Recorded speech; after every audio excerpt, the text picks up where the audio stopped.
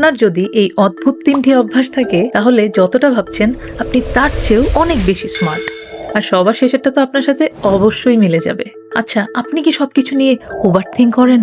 High IQ মানুষেরা একসাথে অনেক ইনফরমেশন প্রসেস করতে পারে। দ্যাটস ওয়াই ওভার থিঙ্কিং তাদের ডিফল্ট সেটিং হয়ে যায়। যেমন ধরেন, আপনি কারোর সাথে কথা বলে বাই বলার পরেও 3 দিন ধরে ভাবতে থাকেন, আচ্ছা আমি কি অদ্ভুত শোনালাম? আপনার ব্রেইন নন স্টপ সিনারিও চালায়, সবকিছু এমন ভাবে অ্যানালাইজ করে যেন আদালতে প্রমাণ দেওয়া লাগবে। এমন হলে এটা অ্যাংজাইটি না, এটা শুধু আপনার ব্রেইন চুপ করে বসে না থাকতে পারার ফল। আরেকটা জিনিস খেয়াল করেছেন, ইজি জিনিস ভুলে যান কিন্তু কঠিন জিনিস সহজেই সলভ করতে পারেন। মানুষের নাম ভুলে যান, জন্মদিন ভুলে যান, এমনকি মোবাইলের চার্জার কোথায় রেখেছেন সেটাও ভুলে যান, কিন্তু কমপ্লেক্স প্রবলেম এটা এমন ভাবে সলভ করেন যেন কিছুই না। এর কারণ আপনার ব্রেইন যেটাকে আনইম্পর্টেন্ট মনে করে সেটাকে সাইড করে ডিপ ফোকাসের জন্য জায়গা রাখে। হ্যাঁ, আপনি হয়তো পাসওয়ার্ড ভুলে যান, বাট হঠাৎ করে স্পেস নিয়ে র্যান্ডম ফ্যাক্টস ঠিকই আপনার মনে থাকে।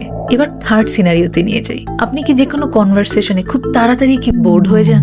5 মিনিট স্মল টক, এই সেই আলোচনা, আর এরপর কি বলবে খুঁজেই পান না। এমনটা হলে আপনি অ্যান্টি সোশ্যালও না, আপনি রুডও না, আসলে আপনি মেন্টালি আনস্টিমুলেটেড, কারণ আপনার ব্রেইন আরো ডেপথ আর চ্যালেঞ্জ চায়।